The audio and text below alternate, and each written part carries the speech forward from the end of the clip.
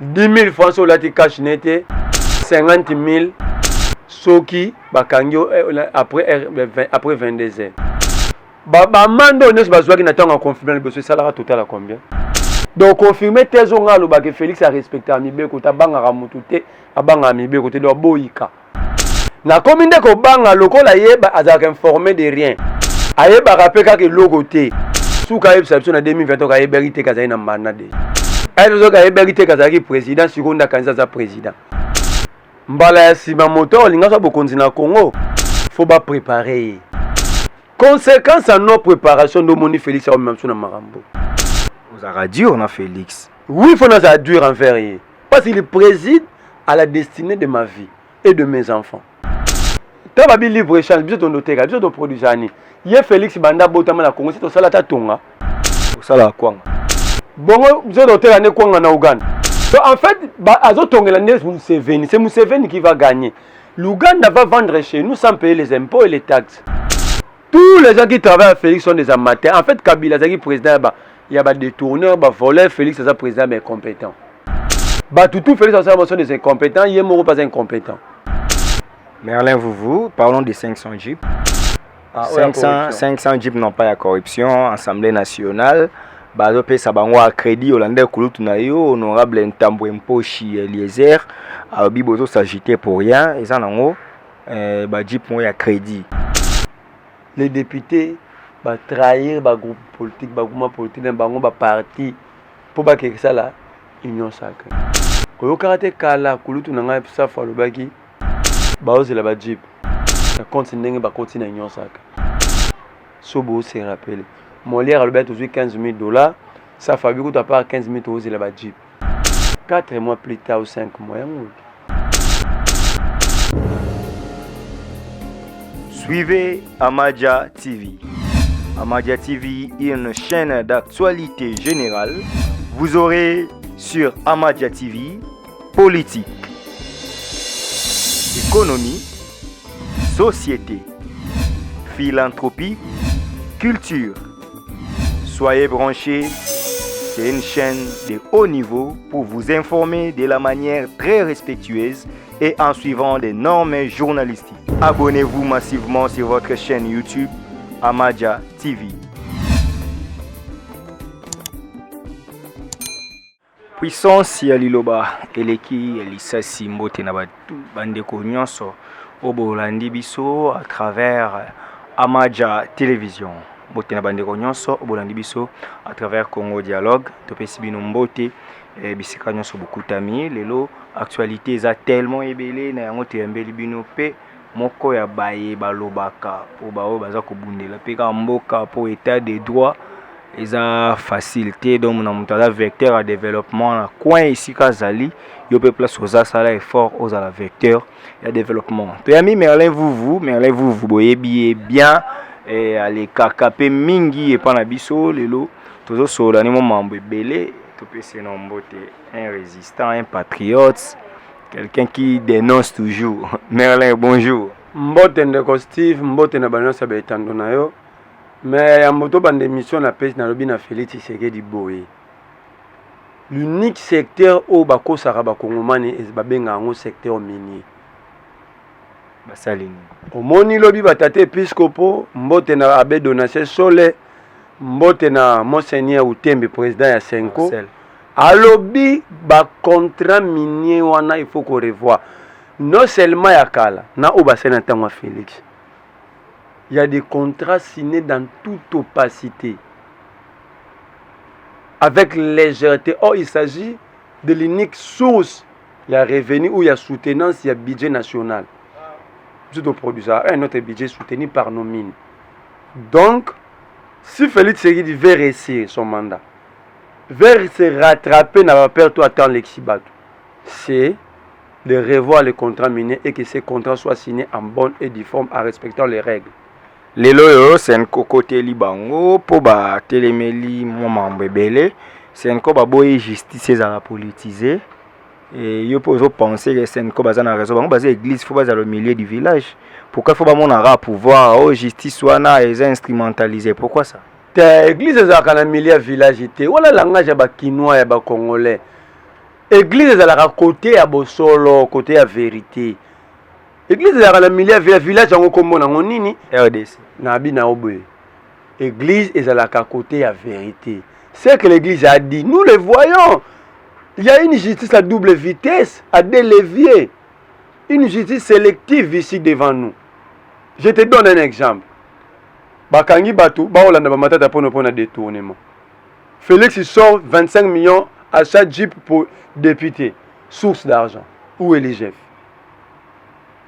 On va arriver à faire le papa puisque pour Balingi, au monde l'église catholique a une histoire. L'église s'est bâtie même pour l'indépendance. Même beaucoup. L'église s'est bâtie. Car à Potos alternance à l'Ukuta au Félix à Gendo Iba Bokonzi, Basangsana Kabila.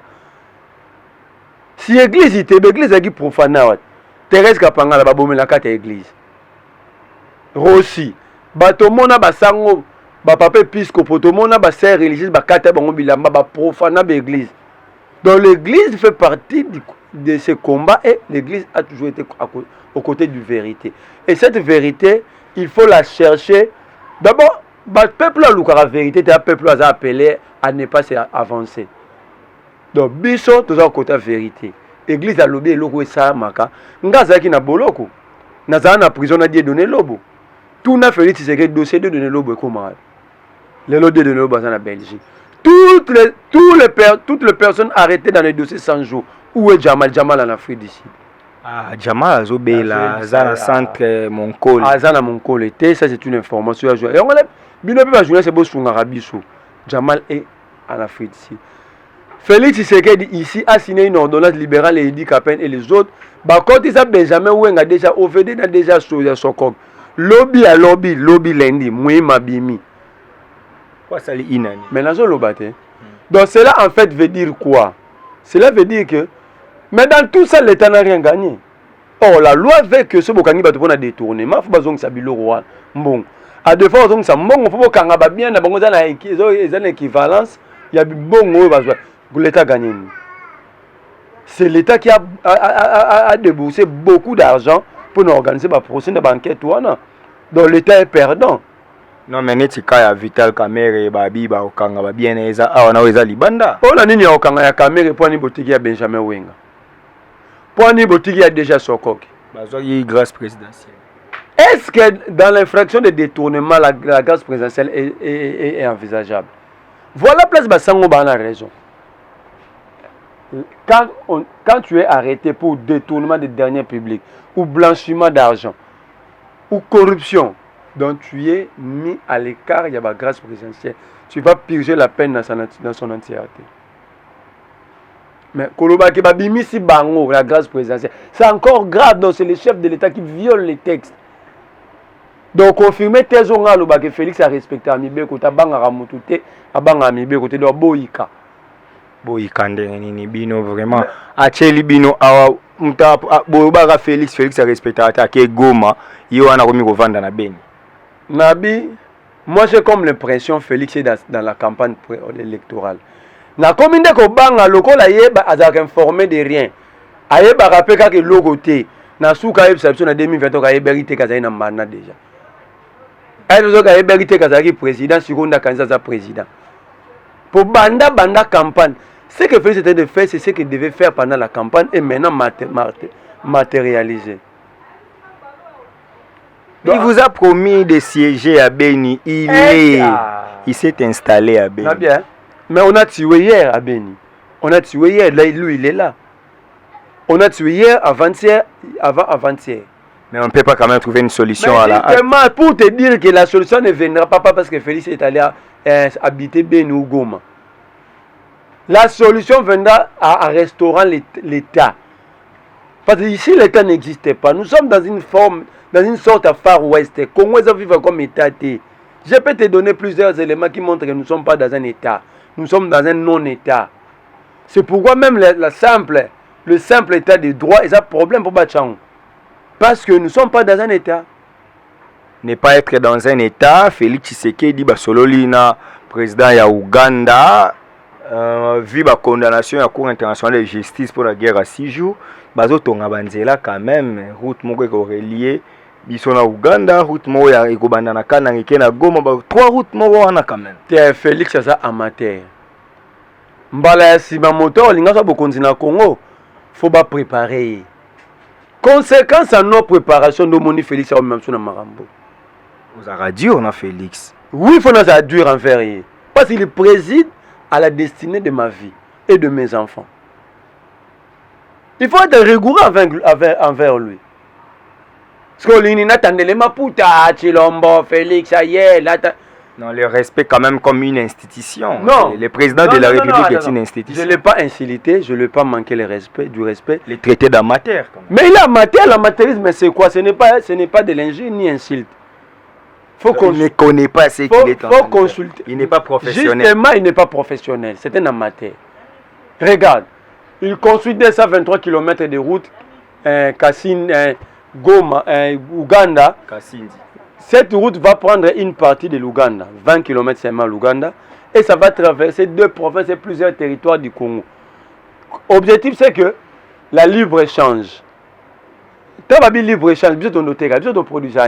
Il y a Félix Banda Botama la Congo, c'est ton salata tonga, bisous. Pour ça, la quoi? Bon, bisous ton notaire, ne quoi en Ouganda. Donc en fait, c'est Museveni qui va gagner. L'Ouganda va vendre chez nous sans payer les impôts et les taxes. Nous, en retour, on n'a rien à donner. Nous sommes dans un rendez-vous de donner et recevoir. Mais nous n'allons que recevoir et nous n'avons rien à donner. C'est très grave. Je te donne un exemple. Félix a sali 67 voyages. Avec le Luka investisseur. À la fin de compte, il va classer Congo parmi les pays au risque. Deuxième pays après Yémen. Il y a des statistiques. Nalobi na yote, écoute bima. Donc vous alimentez seulement les choses, même quand Abraham dit que Bino est commis haine. Abraham na Laura Banga. Na ebiete. Mais ebi kombone. Na yoka ki na mona ki tweet moya mutu ba komi Abraham Laura Banga na ebiete. Ye moko ba bengana na présence pour na incompétence. C'est quoi ebi? Mais là ebi ça y est, zélate. Tous les gens qui travaillent à Félix sont des amateurs. En fait, Kabila est président, il y a des détourneurs, des voleurs. Félix est président, mais incompétent. Tout Félix sont des incompétents. Il est pas incompétent. Professeur Aminé n'est pas un président. Toi, tu veux me dire que André Mbata c'est un grand professeur. C'est un professeur, n'est pas un grand professeur. Mais Betty Kawa, maman, société, c'est là, hasard doctrinaire. De grands professeurs, c'est des Nyabirungu, des Sambo. Pas doctrinaire, c'est la droite. Doctrinaire. Alors, bien qu'en Afrique, il est parmi dans la top D. Il y a des constitutionnalistes en Afrique centrale. À comment livrer un professeur, grand professeur, à comment dire? Il y a 2000 livres. Attends, il va arriver à noter dans la Kalali. Ok, il y a un Mbata. A dit avant que ça va avancer. Ici, le pays est très mal géré. Félix aza amateur, batunaye personne ba incompétent. Le prof Mbata amateur. Oh Mbata ku tu n'es compétent toi amateur. Oh. Le plus grand incompétent. Peter Kazadi, l'antichambre. Incompétent. Regarde, il est dans l'Assemblée provinciale, non Peter Kazadi, l'Assemblée provinciale Kinshasa. Qui était le président de la commission d'enquête sur Zando? Oh ba autorisé Zengobila tonga ba wenze partout. C'est pas Peter Kazadi. Les faits sont là, bino bozo linga bito lobang. Les faits sont là. Jacquemaine Chabanya amateur. Chabanya Salaratin. Kabound à Kabound. Ah, il y a beaucoup de temps à dire. Au tali tweet na Mikolo a lobby qu'on doit diminuer les trains de vie aux institutions parce que le peuple est dans la misère. Tant que tu vas réduire le train de vie à l'institution, Kabound dans l'Assemblée nationale, ils ont créé un poste dans Ratassine. Ils ont ajouté un poste. Deuxième vice-président. Mais c'est la nouvelle loi quand même. Mais justement, lui il est là, dans cette chambre-là. La chambre qui a créé ces postes-là. Kabound fait partie, non, de cette chambre-là. Deuxième personne. Siège dans la chambre. Tant que chacun prend la Kabound à Maël, quand vous avez des étudiants au sommet de l'État, tant que vous avez un fonctionner dans le on a un bureau, on a un cabinet mobimba, on a une représentation dans la province. Tous ces gens-là, il faut recruter, il faut créer des bureaux, il faut louer des bâtiments. Il faut équiper des bâtiments.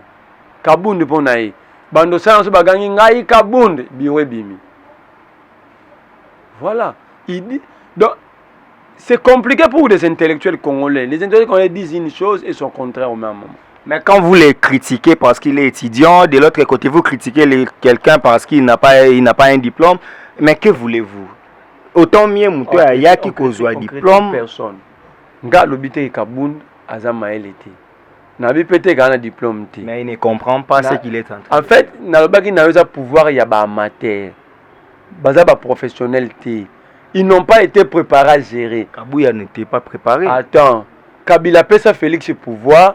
Na idée que Félix ba amateur ba jouer ba Kabila tout bien. C'est ça en fait la logique à Kabila. Il y a ça la veine à Kabila. Non, ça il y a une logique réalité en wana. Kabila donnant le pouvoir à Félix, il y a rien. Il a regardé la vie qui est ça en Belgique. Groupe de Félix en Belgique comme un ranger. Nous avons une prison à ranger, moi je donné l'eau.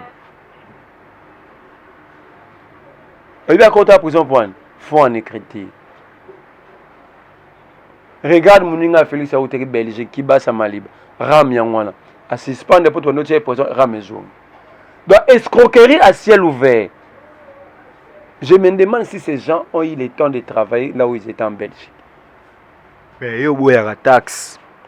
Sans des taxes et impôts, les pays ne peuvent pas quand même vivre. Déjà, nous avons des taxes. Nous avons des impôts. Mais premier problème, mes amis.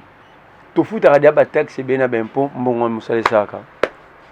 Mais quand même, Abraham a publié sur Facebook à lobby.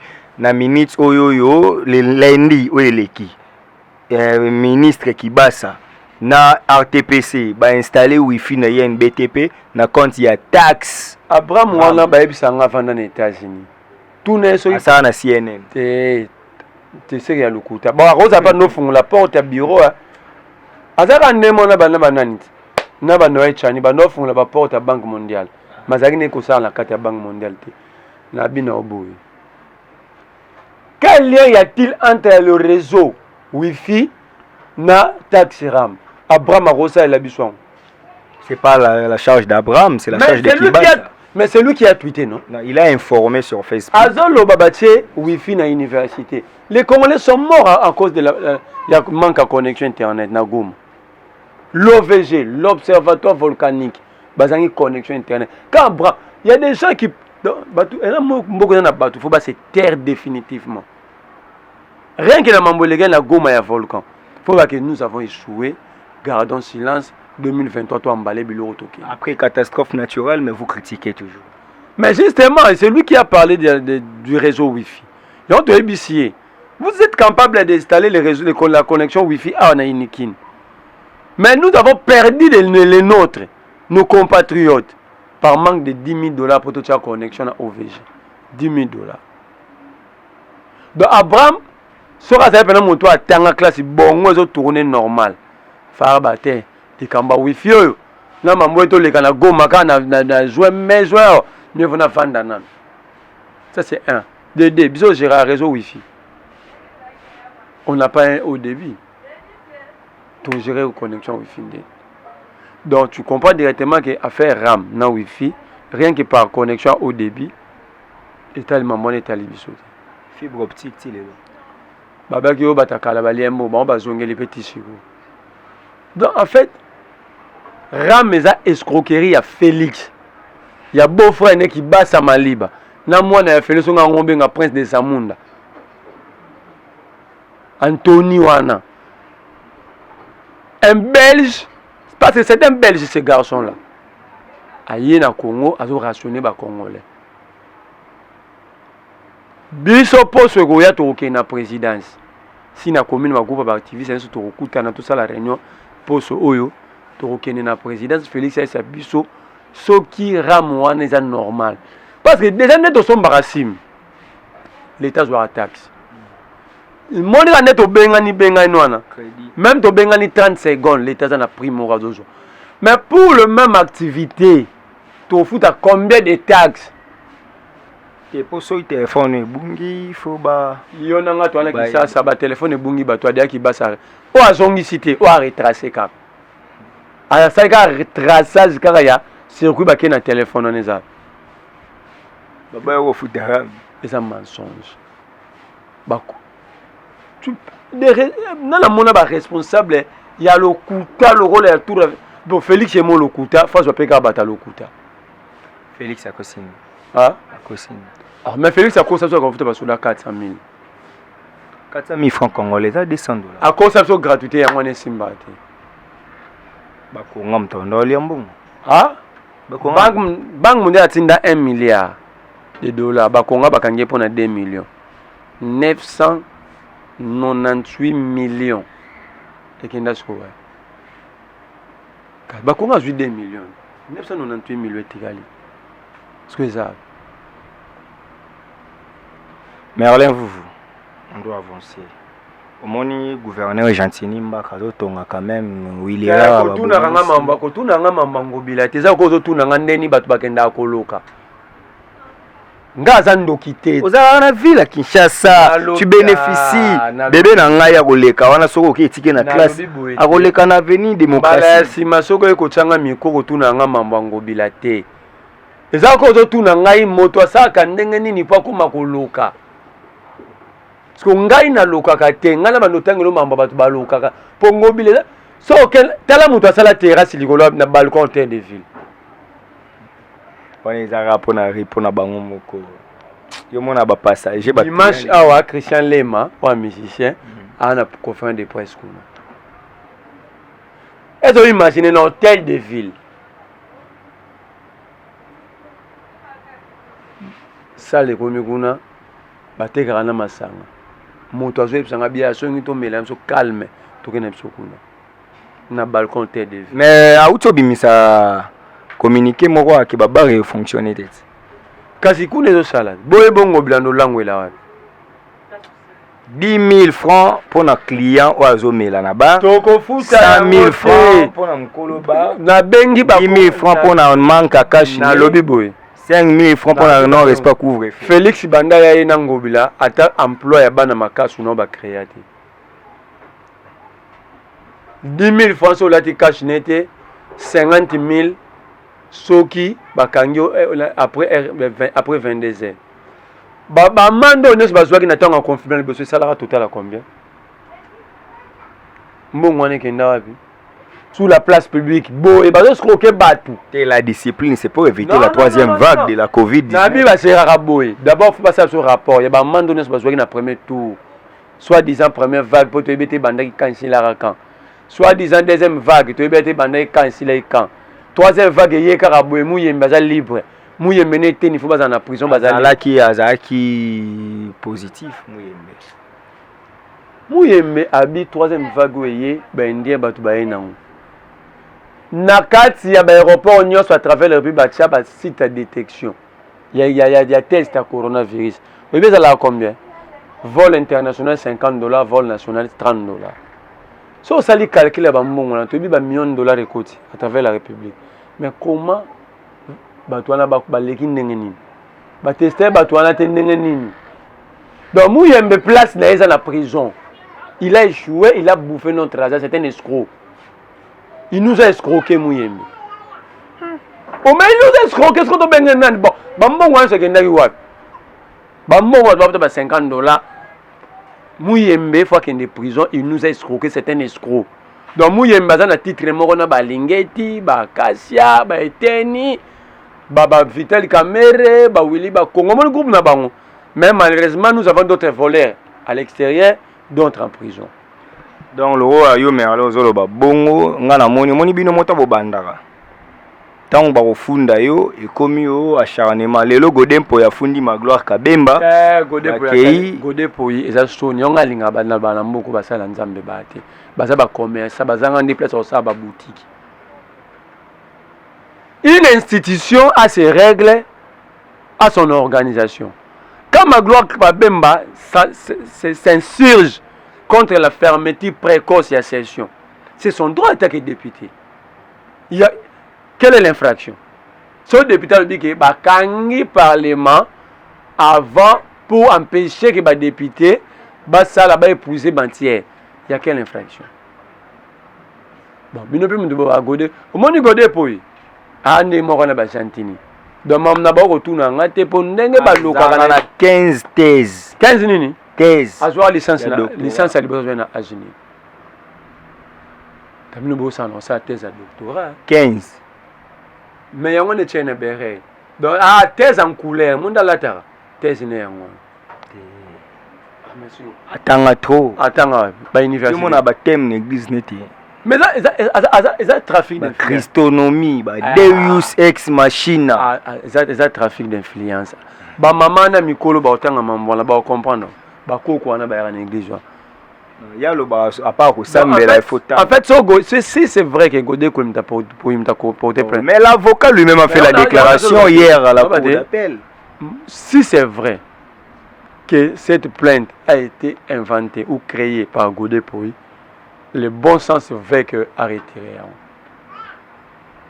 Si trouve tam suyo pe makile gangi otali ki après ma gloire ezala kulutu na yo pe Mike Mukeba te auto loba likamso tout ça ba légaliste donc comme principe il y a un règlement intérieur qui gère les députés na règlement intérieur ba sanctions est prévu mais bureau assemblée siège qui Hollandais rapporteur était junior bureau assemblée et ces arabongoté ils sont dans les faux.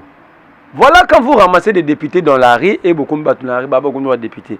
Il y a un règlement intérieur qui veut que toute chose, tout conflit entre députés soit géré dans le conseil des sages. Pourquoi en dehors des commissions parlementaires, n'a pas groupe parlementaire, bah conseil des sages? Que Godé peut me répondre. Pourquoi au-delà de la commission? Problème est ça. Pourquoi au-delà de la commission parlementaire, n'a pas groupe parlementaire, bah conseil des sages? Pour régler les différends entre les députés. Godé est président, mais au premier primo, il est député comme Magloire Kabemba.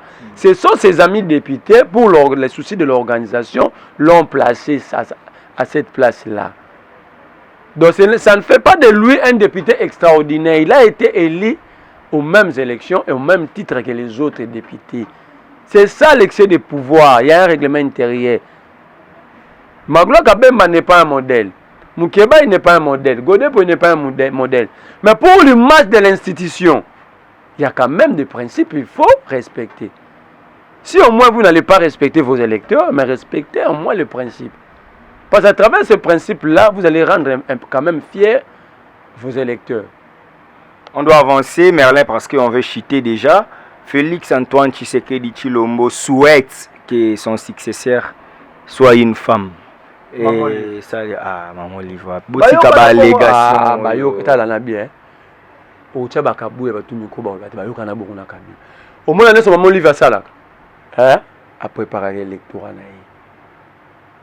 yi. Aza philanthrope na bien o nyonso na bino boyi. O nyonso mona maman livre ça là. Préparer l'électorat na yi. Do bino humanisme ko za te mutu mo bola mama wa o wa kabela. Est-ce que bonga la personne générée? Donc, Mboka Mbando, comment faire? Maman Denise appelle ça qui dit ça qui est l'osso, très généreuse maman. Maman Olive appelle Mboka Bongabon. Donc, Mboka comment voir ONG?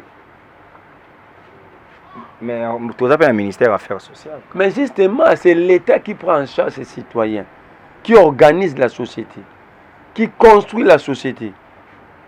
Je dis Maman Olive, Maman Denise, ils vont donner à combien de personnes? Soyons sérieux entre nous, il va donner à combien de personnes? Cela veut dire un pays, on ne la construit pas par des dons. Donc, pour Nayo, ndenge facha lo bagi bongo, ezaki maman Olive mutoko. Oh, mais là, c'est l'accord na bango ya kingakati. Kabila rasu na posa kozonga na pouvoir ti. Kabila sait que imagine na pouvoir, ça va encore créer de grands troubles. Bah, des ordres aux aléas graves et Kabila n'est conscient. Kabila veut maintenant placer quelqu'un. Et la personne idéale pour Kabila, c'est Maman Olive. Merlin, parlons des 500 jeeps. 500 jeeps n'ont pas la corruption. Assemblée nationale. Bazope Sabango a crédit Hollandais Kouloutou Nayo, honorable Ntambwe Mposhi Eliezer. Bibozo s'agiter pour rien. Et ça, non, jeep ont a crédit. Pourquoi na ba législature union so baninga bazwa boloba te na oya bango ne bongo bimisa miso Exactement, toloba te po bomba ya crédit ya nyongo. Eliezer bazo pesa ye. Pas Félix. Pas ça. Ndenge ba trahissaki baninga. Ba trahir. O mais mon Tetris ça. Les députés ba trahir ba groupe politique, ba groupe politique, bango ba parti pour ba que ça là union sacrée. Koyo karate kala kulutu nanga sa falobaki ba ozela ba jeep. La compte ndenge ba continue union sacrée.